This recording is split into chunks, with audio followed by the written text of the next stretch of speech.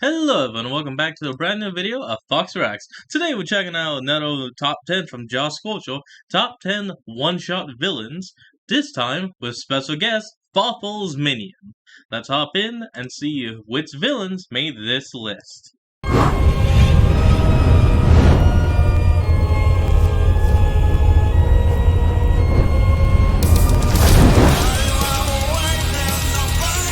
Always love this intro. Oh, what the hell? Oh, an ad. And we're back from that weird, very early ad. Let's hop back in.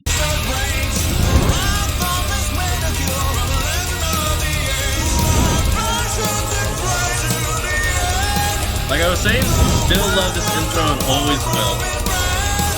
And thanks to that ad, the quality dropped. Great. I need to spell out the importance of villains at this point. Nearly every piece of media needs some kind of antagonist to hinder the protagonist's goal. Usually some of the more iconic ones are the evildoers who never truly stay down, remain a looming presence over the narrative, or just get too much of a kick tormenting the hero to call it quits. And then there are the one-shot villains. They only have one part of a long-lasting franchise, and yet they make the most of what little time they're given, either with how memorable their personalities are, how much damage they've caused, or how much of an impact they've left on the heroes' lives. But because a list like this isn't nearly as fun on my own, hit it! A new foe has appeared. Welcome to Josh Scorcher's Countdowns, also a video voyage of all things villain. I'm Fawful's Minion, your alliterating overlord, and I'm super glad that Josh invited me to do this countdown with him. I mean, I myself am no stranger when it comes to villains, and literally everyone else was busy. I'll still take it. So, one-shot villains. What are the requirements? I'll still take it. Well, for one thing, they have to be part of a franchise. Admittedly, it's difficult to find good one-shot villains because if they're memorable or well-received, it's very likely they'll make more appearances. True. Second, they only appear in one game in the story as a villain. Kobe If they definitely appear in a has later that game then. as a playable character or a hero, they still qualify for this list. Usually there's a reason they don't appear as a villain again, either they were defeated by death, containment, or redemption. We're also taking into account how well they resonate with fans, and gonna give more points to older villains since they were so memorable and stood the test of time. Also, alternate continuities count as separate games in a franchise, so Sun and Moon and Ultra Sun, Ultra Moon. For that mind, let's start One-Shot Villains Unmasked. We're not calling it that. The hell we aren't. We're not calling it that. The hell we are? Come on, man.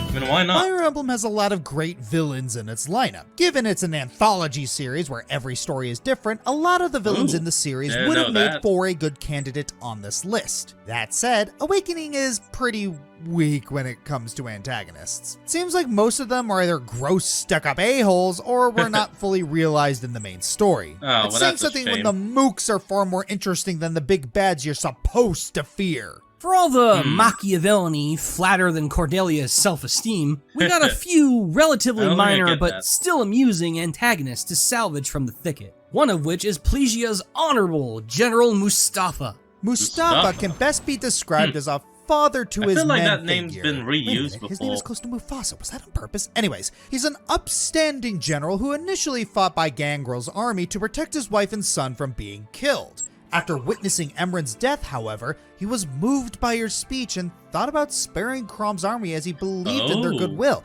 insisting that they surrender to not entice more conflict. Of course, that simply won't come to pass as the two sides continue to fight to the death on the battlefield. If I could make a comparison, the dude's kinda like Guzma. His soldiers respect and continue to follow him for a good reason. He's a role model to them, and when they don't want to fight out of moral quandaries, he permits them to retreat while he bites the axe for them. Even after you beat him, all he wants left is for his men to be spared. Man, the guy's only around for one chapter and he's already the best character in the game. Pathos is a powerful mistress. Veterans of Fire Emblem should be familiar enough with the Camus archetype. There's always that one guy in the enemy army that you don't want to kill because they're nicer than your average bad guy. The difference here is that while these types of characters usually didn't forgive the protagonists or accept their mercy, here it's Chrom who's not putting up with Mustafa for siding with the man who got his sister killed. It works because you're not being held at gunpoint to feel bad for him. He may have a good personal reason to keep fighting,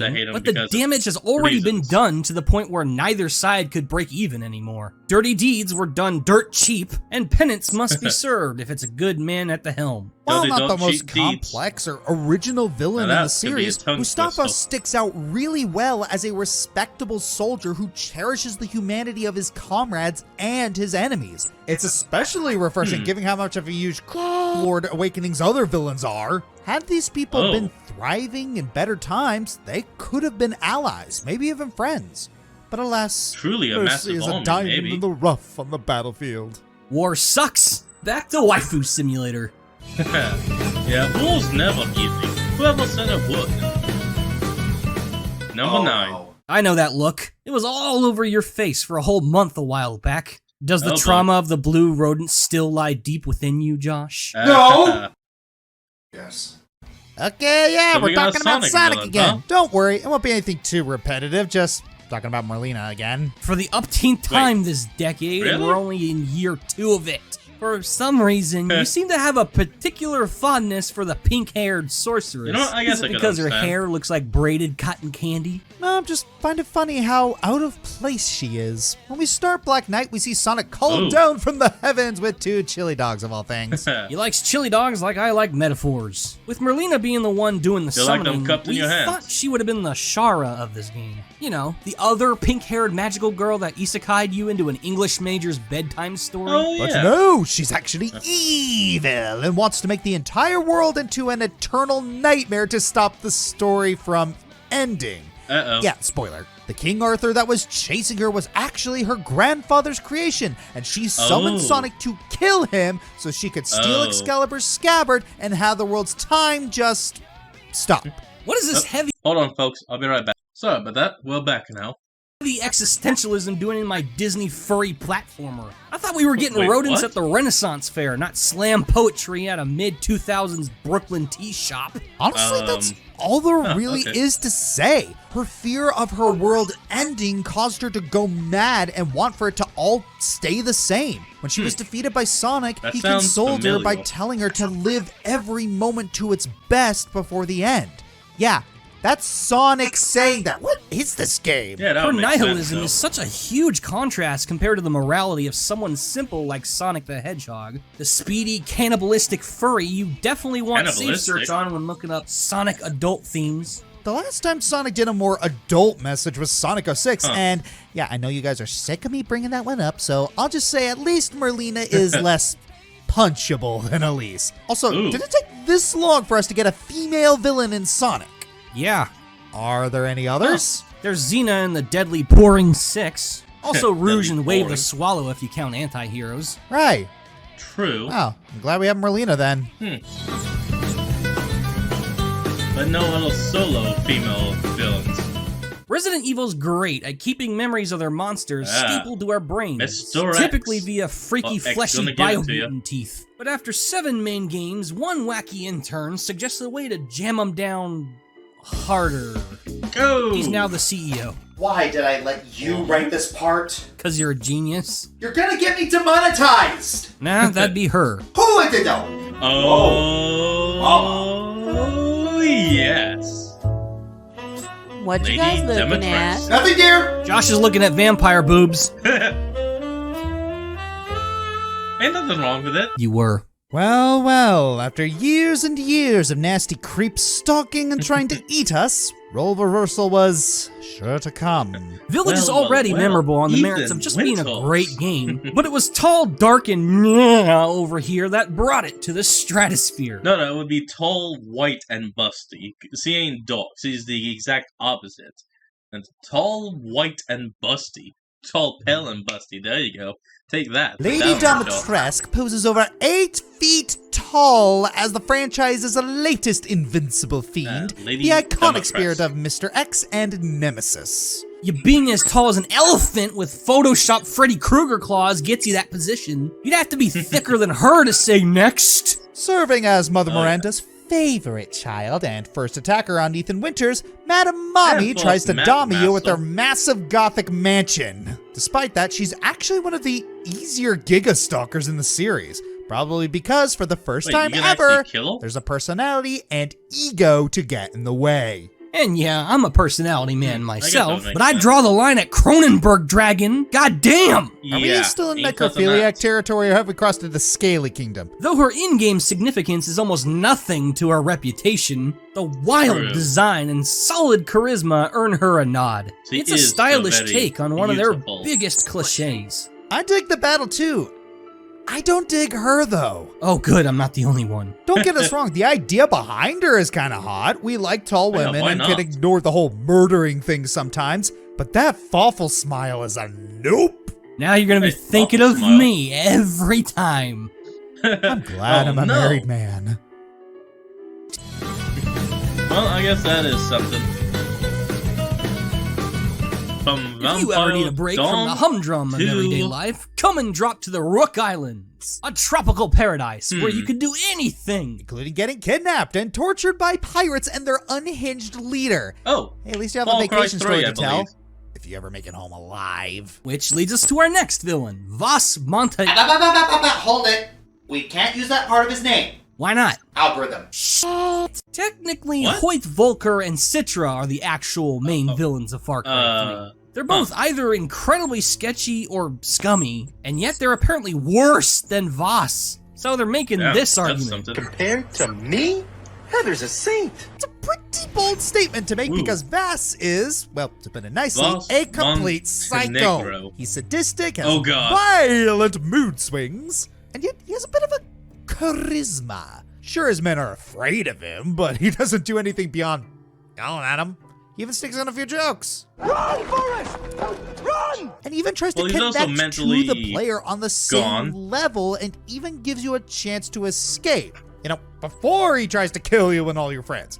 Hey, you can't say he's a considerate sociopath. The funny thing is No, that he's still Voss fucked doesn't up. even have that much screen time in Far Cry 3. We see him for a total of, what, 11 minutes in a 20-hour game? And yet Huh. we've heard Oh, so that's- many stories about him and seen the destruction he's left in his wake. He builds up a horrifying That's it. reputation, and then when you meet him for real, yeah, he's lived up to all that hype. And how does he live up to the hype outside of the game? Well, you know that iconic speech of his? Did I ever tell you the definition Of of insanity. insanity?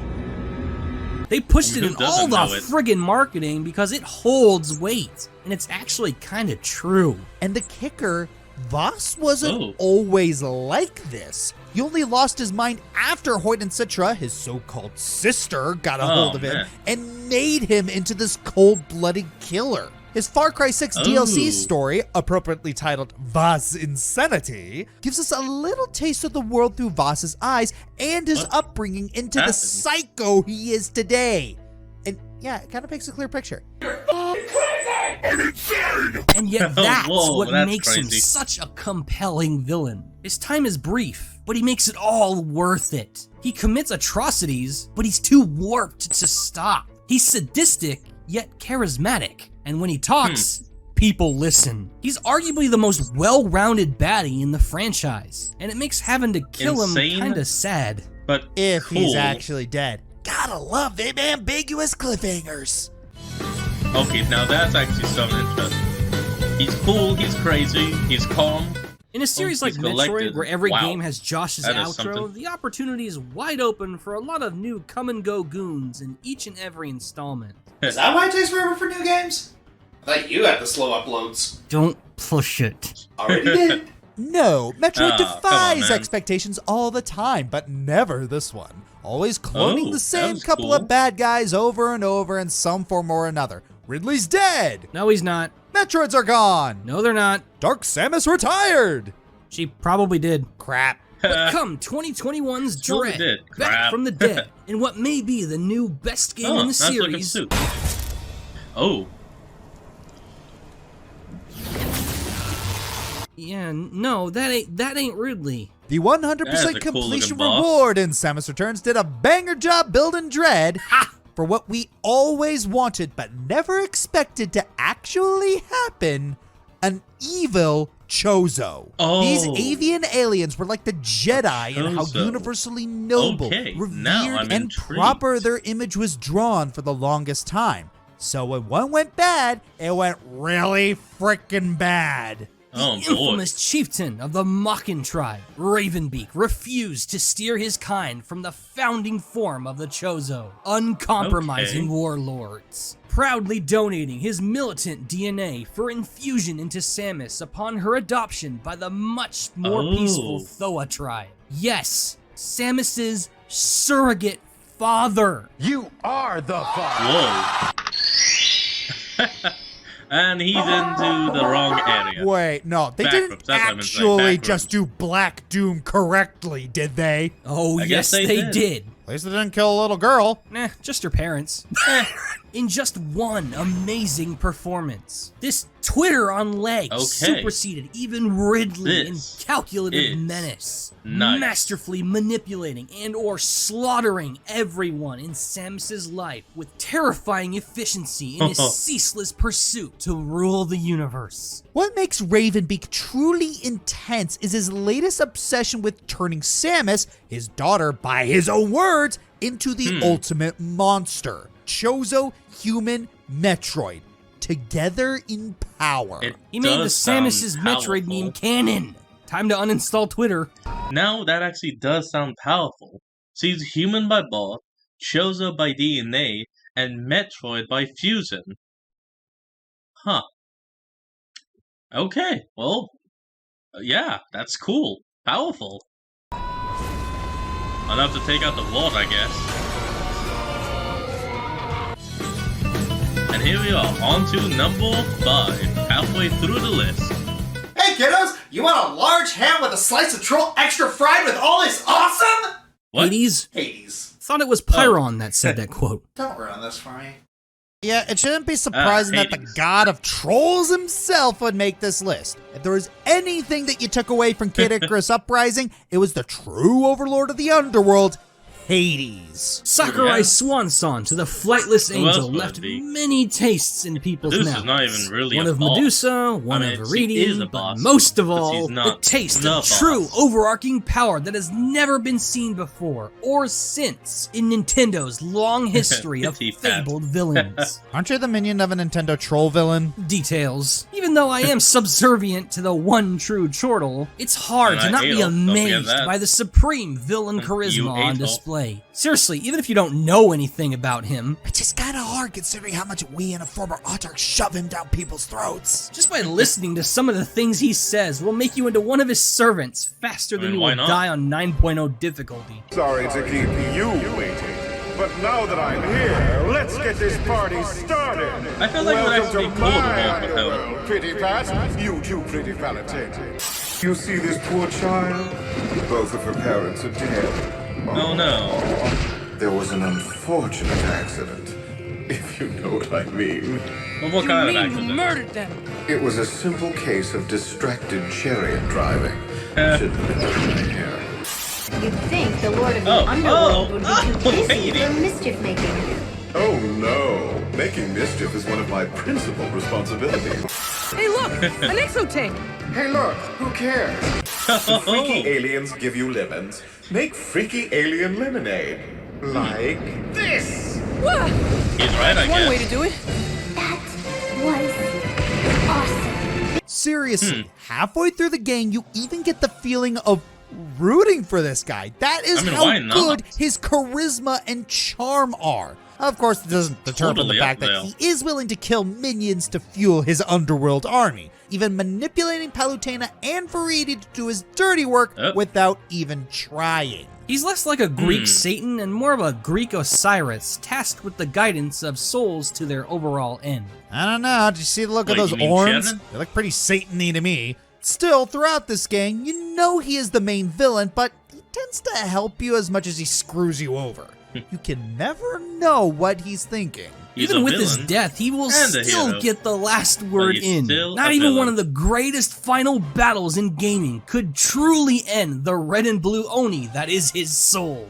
Farewell, sweet god. We hope you don't actually come back, so the legacy of your presence can forever be enshrined in the 3DS's memory. I would have gone with purple, personally. Oh yeah, baby! Let's go! I see those footage files. Enlisted help from the top professional in Mario RPG appreciation to spotlight its king. He has fury! He has victory! He has been talked about to death by you alone.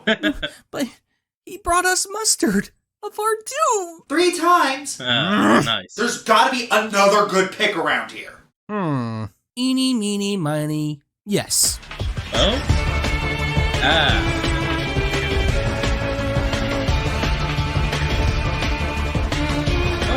so it's more than just... That's what I was thinking. Well, that narrows it down. You'd understandably assume the Mario series hates one-shot villains, with its biggest bad Bowser being the single most overused antagonist ever. Seriously. But when they entered role-playing, yeah, the role was well played with. All but 2 of the franchise. You gotta love the Mario RPG games because they're the ones that give us bosses such as Cackletta, Falafel. Why was I about to say falafel? Fuck, I'm hungry. Franchise's 9 true RPGs renovated the Koopa King's throne into one of the finest rogues gallery in all Nintendo. Oddly, all with only 1 game contracts. Except Waffle. I heard you. And Popple. List now! The Mario RPG villains collectively operate the Baskin-Robbins of evil. 31 flavors of mischief and malice, with Cackletta and Grotus's classic megalomania, alongside Count Bleck's tragedy-charged misanthropy. Every depth is fearlessly measured. And through the parted curtains of vengeful thespians, Dimentio and Phantasma, a 10 out of 10 show of Elysian illusions awaits your applause. And just in case you need more depraved demon monsters in your life, the inhumanely horrific Shadow Queen and Shroobs will be happy to take yours. Hell, even the more on-brand editions of Dupless and Smithy offer up fights with twists and imagery you could never forget. There's something high quality here for everyone. Truly one of the most impressive aspects of already very impressive games. So which one's your favorite out of curiosity? Definitely Phantasma. His vivid design and unbelievable battle dominate my dreams. You? Oh, easily the Shroobs, dude. Here they are on the preschool playground screaming, "I will kill my own people to destroy you," at babies. Too scary even for a remake.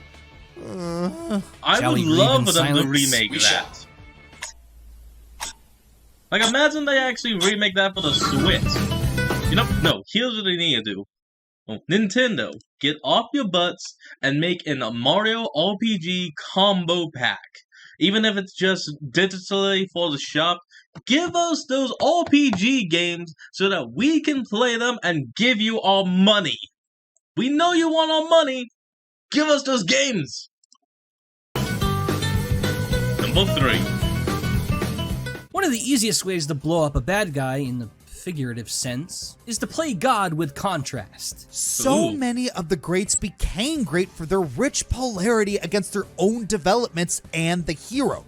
Freedom versus security, from janitor to the everlasting king. A strong before and after can power a story for years. Case in point, Undertale. No, astute RPG veterans. The glowy-eyed skeleton isn't the monster. The flower is. Yes, Flowey. Nothing makes sense anymore! There's always an awkward gamble in making something normally pleasant and harmless gruesomely destructive. The bandwagon's as cramped as Tokyo, and it's abused more for the gimmick than the potential. Toby hit jackpot with Flowey. Grown in Bill Cipher brand potting soil, this psychotic sunflower is rooted in every overarching theme of this game's powerful story. Just from this whacked weed's introduction, he makes himself memorable. Straight up Tohoing you with Pac-Man dots, aka bullets, aka friendliness bullets, aka bullets. Called, count the bullets. Later on, the master theme of Who's the Real Monster ties your heart in knots when it's revealed he's the soulless reincarnation of Azrael Dreamer, the lost child of the deeply humane... Would you really call it reincarnation? No, no, his soul didn't pass on into a new body. His ashes were just sprinkled onto a flower, and suddenly, boom, he is the flower. Not really reincarnation, but I don't know what to call it as well.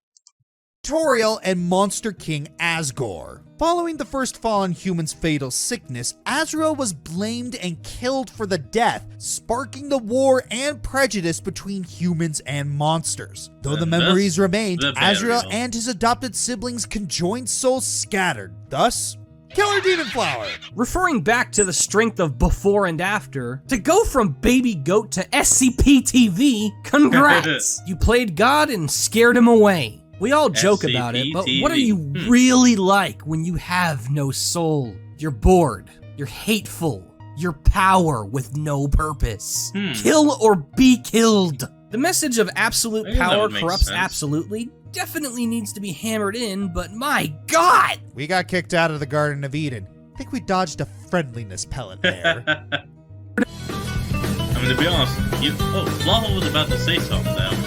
Huh, that was a strange cut. In politics, Pinky, lies are just facts that haven't been repeated enough yet. Yeah, we get it. Not everyone is politically active or interested, which is totally fair, and sometimes you just need a break from it all. But every now and then, politics ends up crossing the streams with video games. This can result in something preachy, one-sided, and obnoxiously on the nose, or a cornucopia of star-spangled shitposts galore. Yep, we're talking about this gold mine of memes again. Senator Armstrong, the final boss and overarching baddie of Metal Gear Rising Revengeance. He's he's... Don't dance around it, Josh. He's the living embodiment of this song. I guess he really is. That sums him up aesthetically. He's hammy, masculine, and empowered by nanomachines, son. Worst of all, he's the next presidential candidate, but so far his campaign has resulted in a lot of suffering, mass destruction, and chaos galore. So yeah, you think he's just another souped-up gym junkie who will mold the country into whatever twisted dystopia he wants it to be, but then... I have a dream.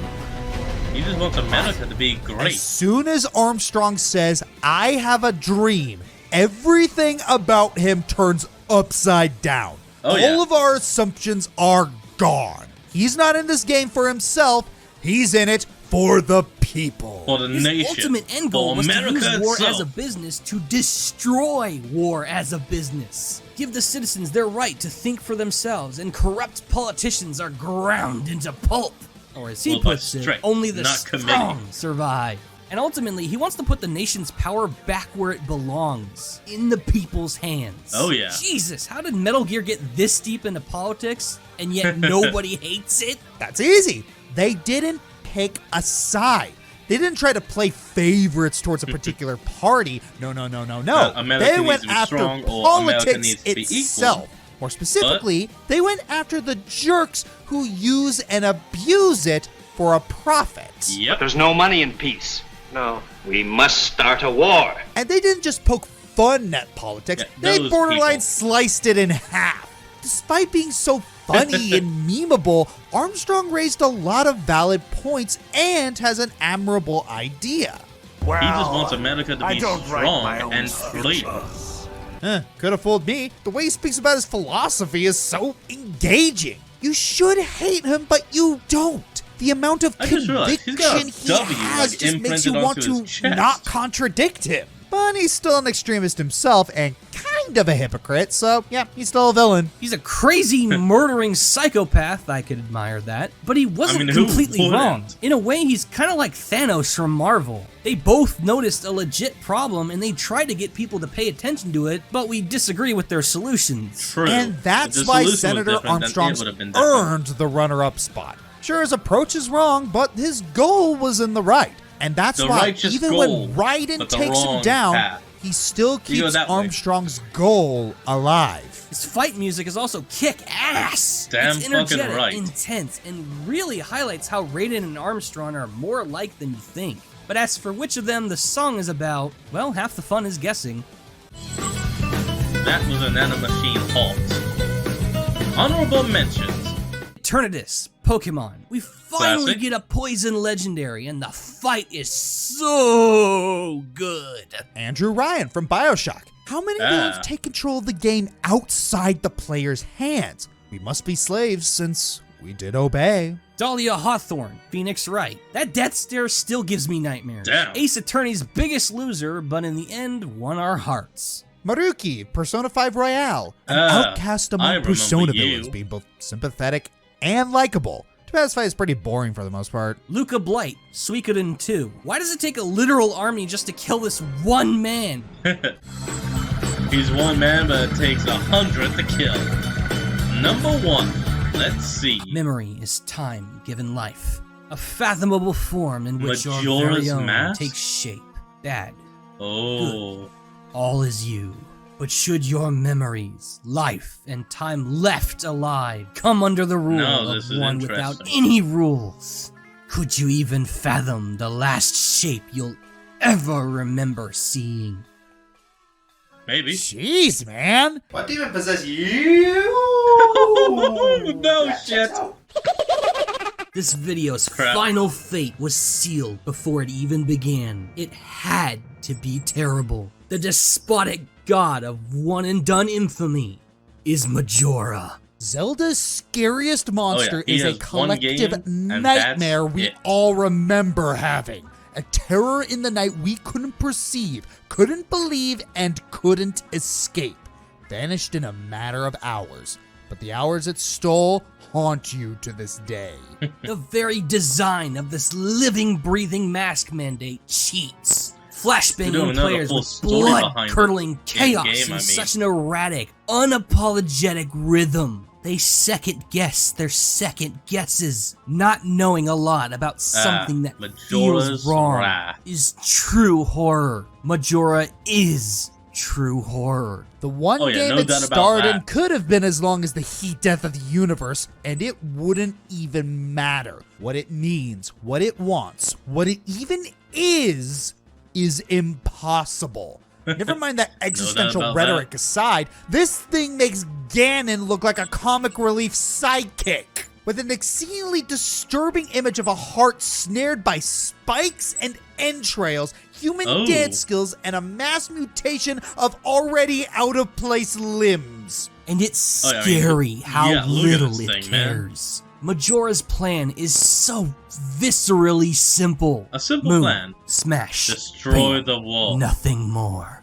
And that's the amazing part. We'll never know if Majora was intended to be this mecca of speculative evil, or it was just a rushed, underdeveloped idea that magically conjured a cult of worshippers. But nobody will deny its first and only impression is eternal. I'm Josh Scorcher. And Faffle's Minion.